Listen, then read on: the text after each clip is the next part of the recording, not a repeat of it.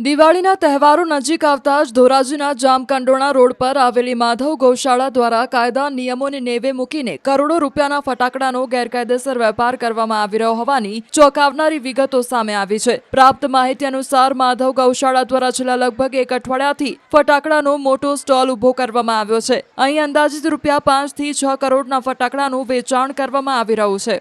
માત્ર ધોરાજી જ નહીં પરંતુ રાજકોટ, અમદાવાદ અને સુરત જેવા મોટા શહેરોમાંથી પણ લોકો સસ્તા ફટાકડાની લાલચમાં ખરીદી માટે ઉમટી રહ્યા છે।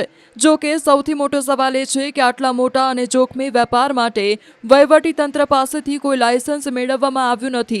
ખુદ સંસ્થાના પ્રમુખે મીડિયા સમક્ષ સ્વીકાર્યું હતું કે સ્ટોલ 6 દિવસથી ચાલુ છે, જ્યારે લાયસન્સ માત્ર 2 દિવસ પહેલા જ મળ્યું છે। આ નિવેદન પરથી સ્પષ્ટ થાય છે કે ઓછામાં ઓછા 4 દિવસ સુધી લાયસન્સ વિના જ આડેધડ વેચાણ કરીને લોકોના જીવન સાથે ગંભીર ચેડા કરવામાં આવ્યા હતા। આ સમગ્ર મામલે સૌથી આશ્ચર્યજનક બાબત સ્થાનિક વહીવટી તંત્રની ચૂપકીદી છે। ત્યારે તંત્ર શા માટે કોઈ પગલાં નથી લઈ રહ્યું? શું તંત્ર કોઈ મોટી હોનારતની રાહ જોઈ રહ્યું છે? ગૌ સેવાના ઉમદા હેતુની આડમાં લોકોના જીવને જોખમમાં મૂકવાનો અધિકાર કોઈને ન હોઈ શકે। આ ગંભીર બેદરકારી બદલ માધવ ગૌશાળાના સંચાલકો સામે તાત્કાલિક કાયદેસરની કાર્યવાહી કરવામાં આવે અને આવા ગેરકાયદેસર વેચાણને અટકાવવામાં આવે તે અત્યંત જરૂરી છે।